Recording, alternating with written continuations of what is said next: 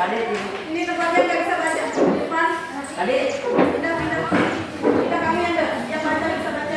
Anda bisa baca itu. Udah dong. Biar adik. Ini tempatnya.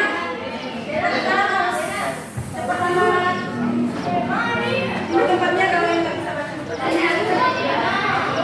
Nah, apa yang lain juga ini ada 2 kosong yang nggak bisa baca juga.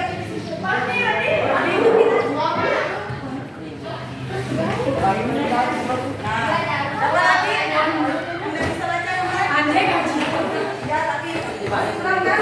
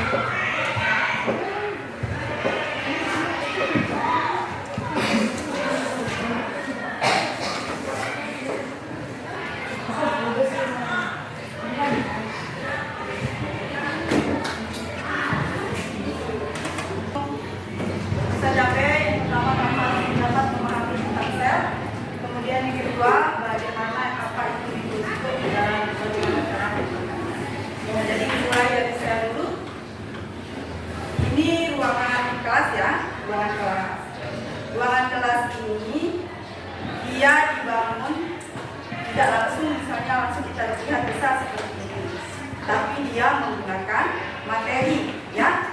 Ini dicontohkan misalnya tembok ini. Tembok ini bahannya dibuat untuk bisa menjadi tembok itu apa saja?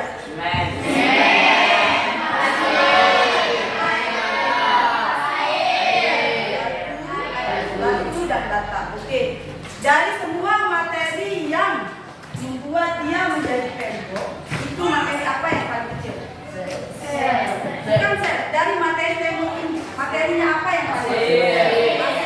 Pasir itu ukurannya yang paling kecil sebagai materi penyusun tembok. Ya. Nah, kemudian ini lihat tumbuhan ini.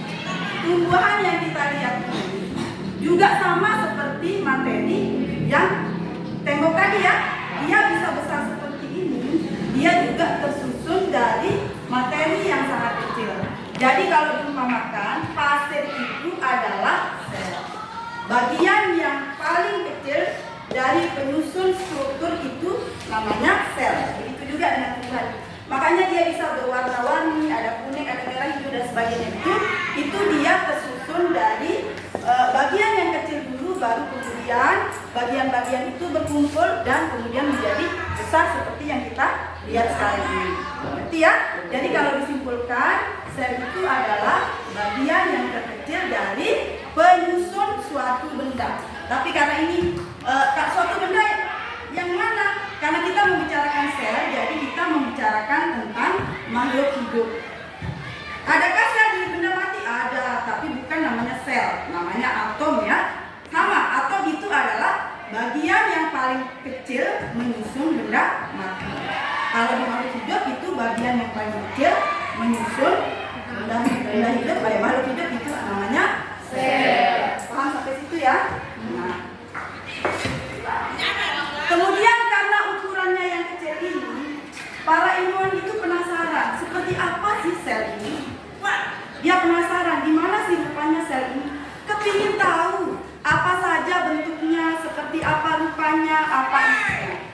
Sampai akhirnya ada penemu mikroskop. Ada yang pernah dengar enggak? Siapa penemu mikroskop pertama?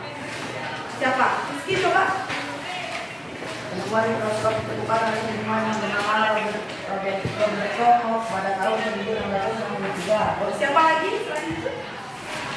Pada tahun 1672, seorang ilmuwan dari Belanda, Antoni van Leeuwenhoek, menciptakan sebuah mikroskop, kemudian mengamati sampai dari yang tanam, bahkan berbiji dan besi serta air dari dalam hutan, dan menemukan berbagai macam organisme.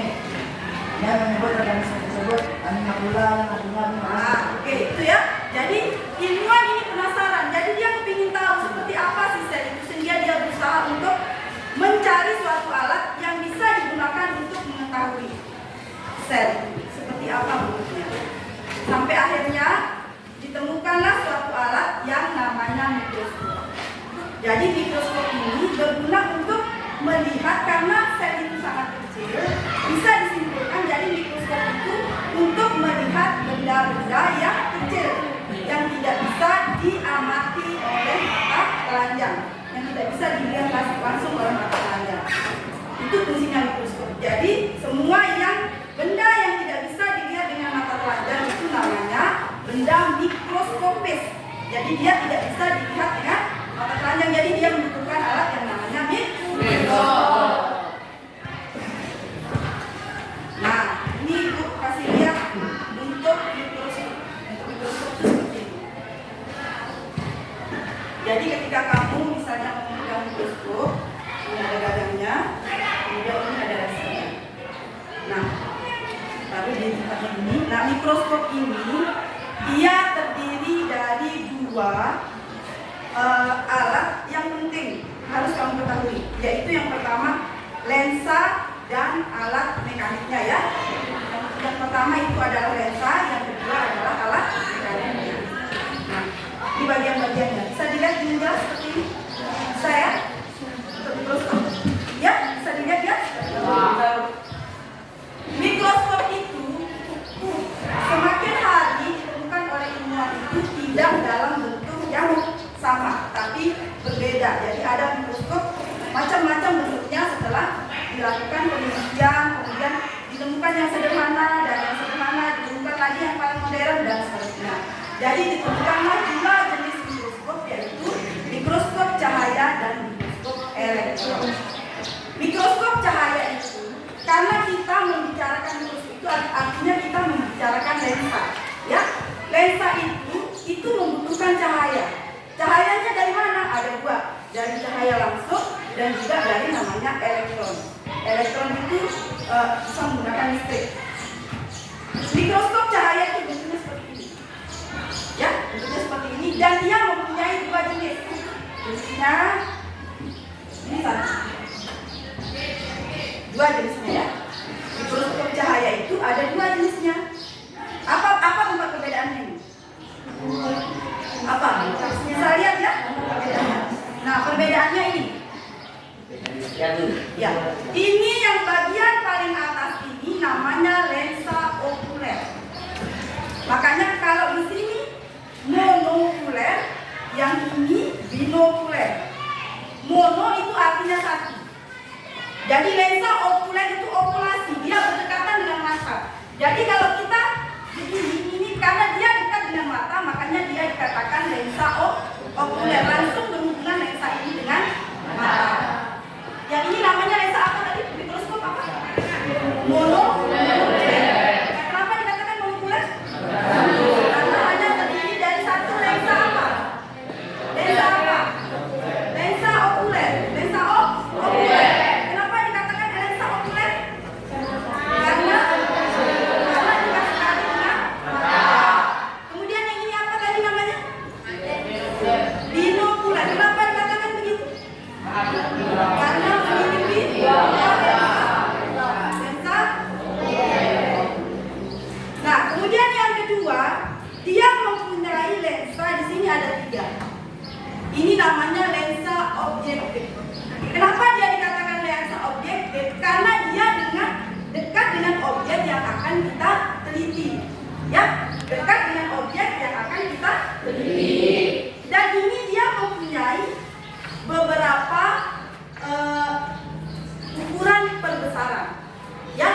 Ada yang 10 kali, ada yang 20 kali, ada yang 100 kali dan seterusnya.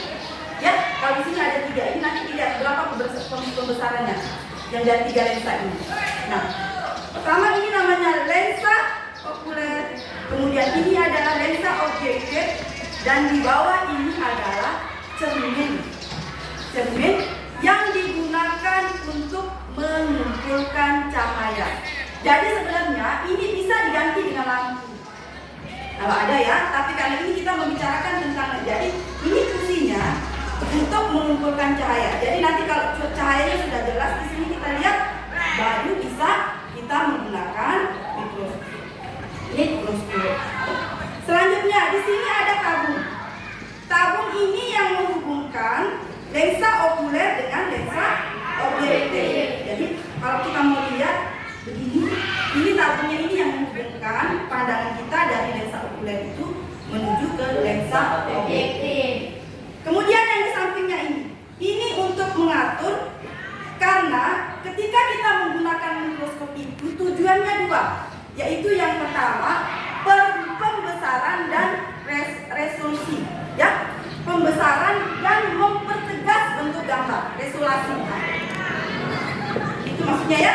Jadi maksudnya Ibu, fungsi dari lensa ini ada 2, yaitu yang pertama untuk melihat seberapa besar kami ingin melihat objek itu.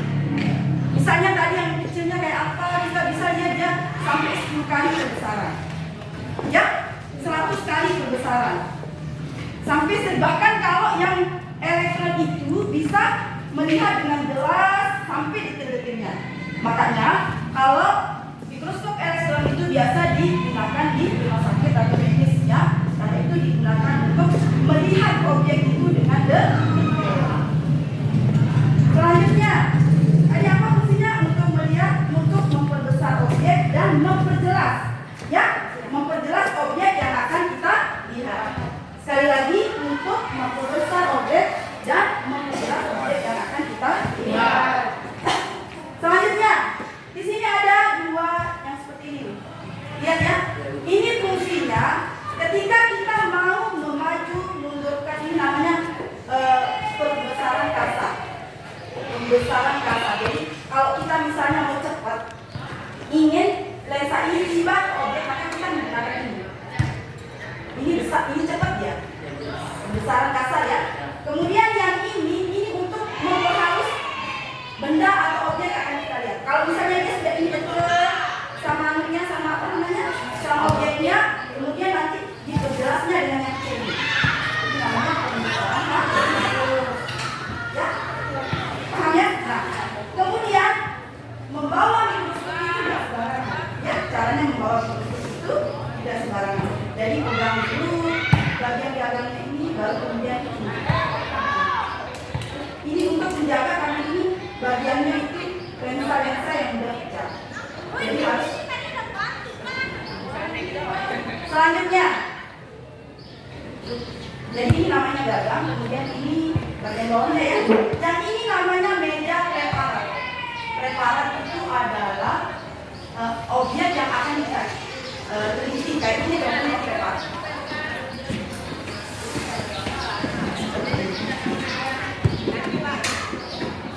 Jadi kalau kamu mau meneliti benda yang kecil, kita membutuhkan alat seperti ini.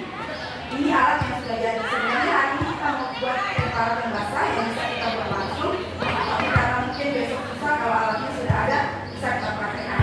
Ini namanya preparat jadi, dan ini beda. Ini preparat di sini di dalamnya ini sudah ada objek yang ada. Nah, meja preparat ini berfungsi untuk menarik ini. Ya, caranya dinaikkan dulu yang kasarnya ini, dinaikkan dulu ke atas. Ya, oke, sudah, perhatikan semua bisa? Langsung ini nanti sampingnya ini ada penutupnya. Meja preparat ini ada penutupnya ya, nanti bisa ditarik. Langsung dimasukin. Lihat hadapnya ada mana yang jelas. Kemudian taruh di sini. Itu kemudian baru.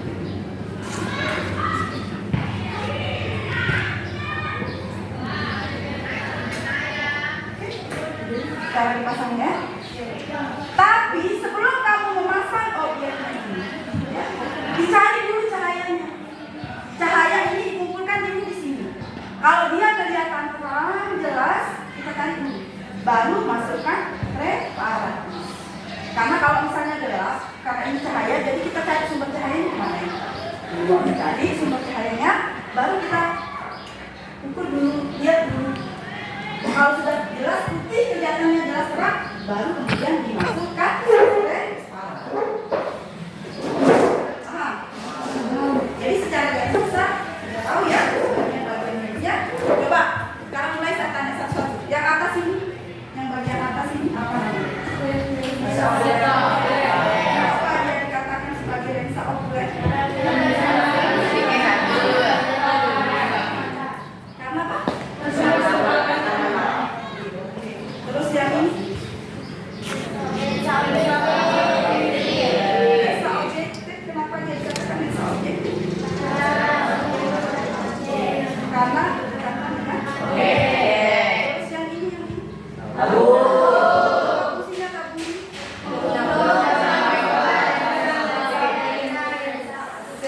Terus yang ini apa fungsi apa ini? Terus yang ini halus. Yang ini kemudian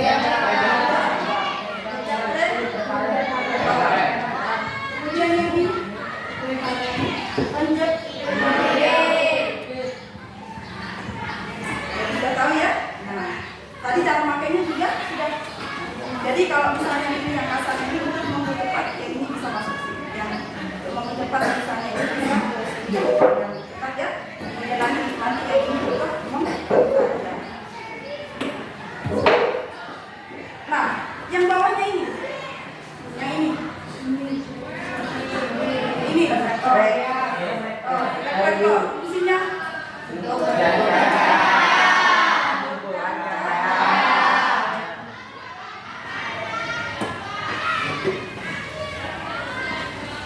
saya ulang lagi dari awal tadi penjelasan itu sebelum kita masuk ke praktek dari sel dulu.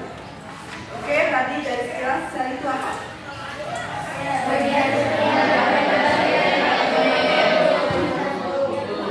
Karena dia kecil maka dia membutuhkan alat yang namanya mikroskop untuk melihat objeknya. Jadi mikroskop itu fungsinya apa? Untuk melihat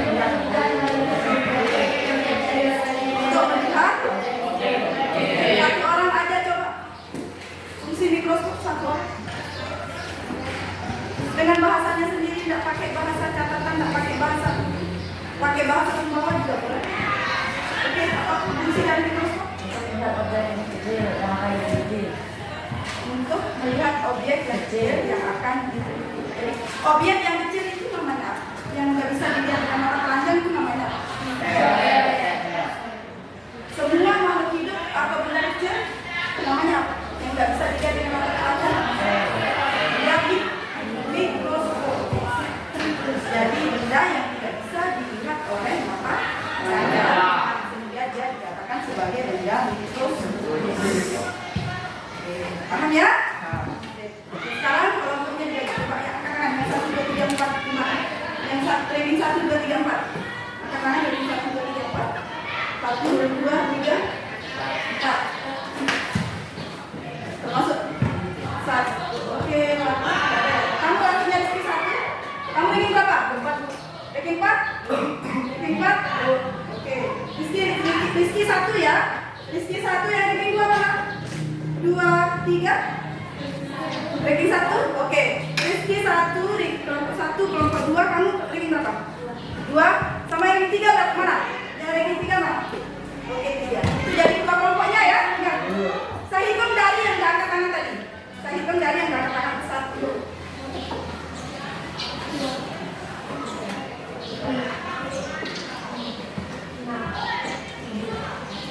4 sampai 4. 2. 1.